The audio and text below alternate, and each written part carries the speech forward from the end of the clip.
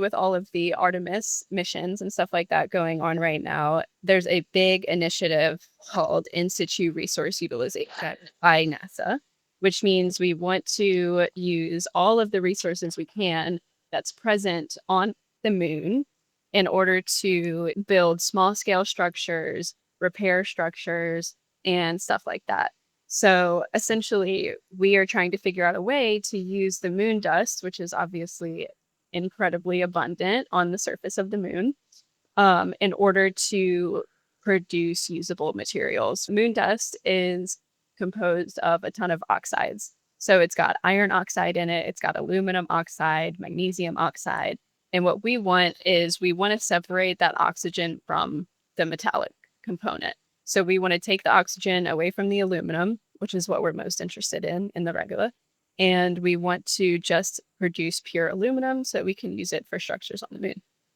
But first, we need to make it not be bonded to oxygen.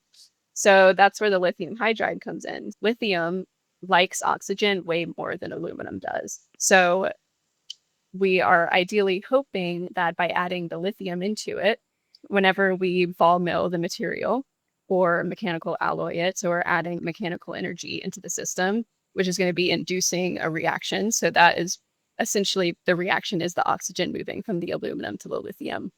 We know that the oxygen wants to move from the aluminum to the lithium because of the thermodynamics.